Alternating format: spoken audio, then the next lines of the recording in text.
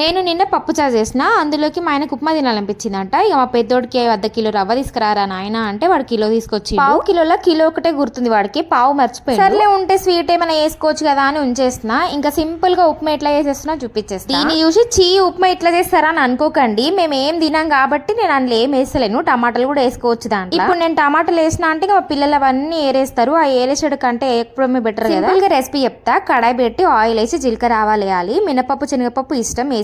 తర్వాత కొన్ని పచ్చిమిర్చి ఉల్లిపాయలు కూడా వేసుకొని మంచిగా వేగిన తర్వాత వాటర్ వేసుకోవాలి ఉప్మాకి తగ్గట్టు. టేస్ట్ కి సాల్ట్ వేసుకోవచ్చు. ఇంకా తర్వాత ఇట్లా ఉప్మా రవ్వ వేసుకుంటా కలపాలి, కొంచెం లూజ్ అయ్యేదాకా వేయాలన్నమాట. ఇప్పుడు ఇదే మంచిగా గట్టిగా అయిపోతుంది. రవ్వ మంచి ఉడికేదాకా కలుపుతూనే ఉండాలన్నమాట. వాటర్ అంతా ఇంకిపోయేదాకా కలిపి 2 నిమిషాలు మూత పెట్టేసుకొని తీసేస్తే ఉప్మా అయితే రెడీ అయిపోతుంది. నేను ఎప్పుడు ఉప్మా చేసినా కొంచెం మిగిలిస్తారు, కానీ ఈ రోజు మాత్రం సరిపోలేదు. పప్పు చారు బాగుందంట టేస్ట్. ఇంకా కావాలంటే ఇక ఉన్నదే తినేసిరు మా ఊళ్ళో అడ్జస్ట్. వాళ్ళకి ఎక్కడ సరిపోదా అని నేను కొంచెం వేసుకొని పప్పుచారు వేసుకున్నా. నిజంగానే టేస్ట్ అదిరిపోయింది. ఒకసారి ట్రై చేయండి. మీరు ఎప్పుడైనా పప్పుచారు వేసుకుంటూ ఉప్మా వేసుకోండి, బాగుంది. మా వాళ్ళు అయితే కడాయిని గీకి మరీ వేసుకొని తిన్నారు. ఎక్స్ప్రెషన్ బాగుందా చెప్పరా అంటే స్పూన్ నాకు చెప్తున్నాడు బాగుంది వీడియో.